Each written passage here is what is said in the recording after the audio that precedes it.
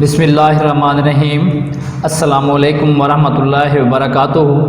Dear student, आज हम 4th chapter start करने जा रहे हैं जिसका नाम है डिमांड, तलब। इसके मुख्तलिफ मौज़ूआत हैं। उन मौज़ूआत में से सबसे पहला मौज़ू आज जिसको हम डिस्कस करेंगे वो है तलब का मफ़हूम, तलब की वजाहत, गोशवारा और डायग्राम, मफरूज़ात और मुस्तशनियात के साथ।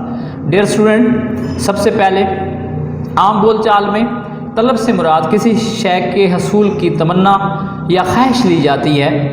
यानी कि जैसे कि हम ख्वाहिश रखते हैं कि हमारे पास फ़लाँ चीज़ होनी चाहिए, फ़लाँ चीज़ हमारी होनी चाहिए, फ़लाँ चीज़ हम जहाज़ ख़रीद लें, जहाज़ होना चाहिए हमारे पास गाड़ी होनी चाहिए।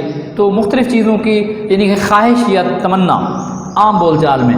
लेकिन डियर स्टूडेंट, मुआशियात में तलब से मुराद यानी कि सिर्फ ख्वाहिश को यानी कि तलब नहीं कहा जा सकता, सिर्फ ख्वाहिश को तलब नहीं कहा जा सकता, बल्कि वो कहते हैं कि तलब बनने के लिए, माहिरीन मुआशियात कहते हैं कि तलब बनने के लिए उस शय को हासिल करने का इरादा और उसकी ताकत, दो चीज़ों का होना ज़रूरी है। यानी कि आपके पास ख़रीदने की यानी कि वो ताकत होनी चाहिए और उसके साथ साथ सबसे पहले इरादा होना चाहिए।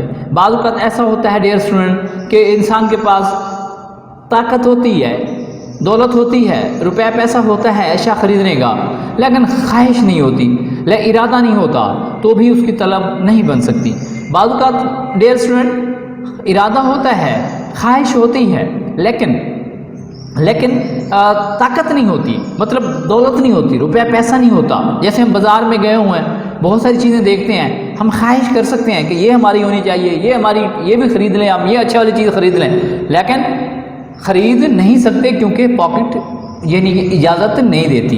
तो तलब का बनना, तलब का होना मुआशियात में दो शराइत का यानी कि जो है ना उसके लिए पर पूरा उतरना ज़रूरी है। पहली शर्त क्या है? हासिल करने का इरादा, नीयत, सोच।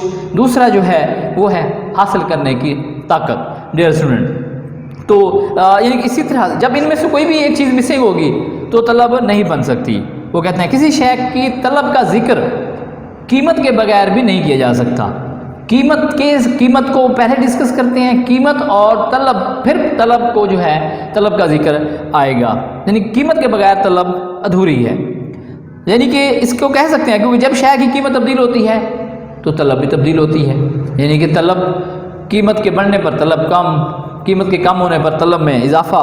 सो इनका जो आपस में जो ताल्लुक़ होता है वो माकूस है। कीमत का और तलब का जो ताल्लुक़ है वो माकूस है, वो मनफी है, वो उलट है, इन्वर्स है। और इसी तरह से हम यानी कि इसकी जो मसावात बनेगी, quantity demand is the function of price. मिकदार तलब का इन्हिसार किस पे है डियर स्टूडेंट? कीमत पर है। तलब की तारीफ़ करते हुए मुख्तलिफ माहिरीन ने अपने अपने अंदाज में जो है ना इसकी जो वजाहत की है।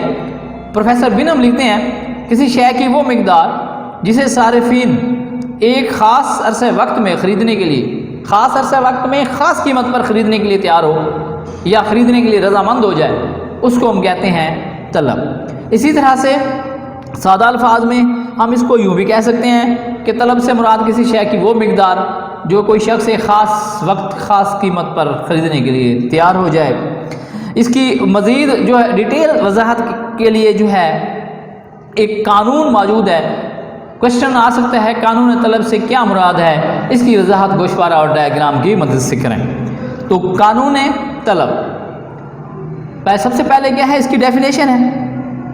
क्यों कि पहले तो इसको ये देख लेते हैं कि इनका आपस में रिलेशन क्या है। हम पढ़ चुके हैं इनका जो फंक्शनल रिलेशन है वो नेगेटिव है।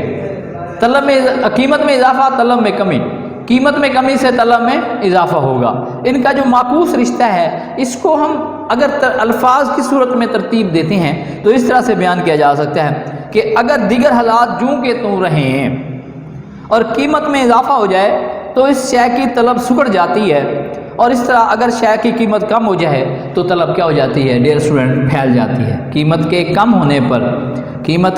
होने पर तलब में इजाफा, कीमत में इजाफे से तलब में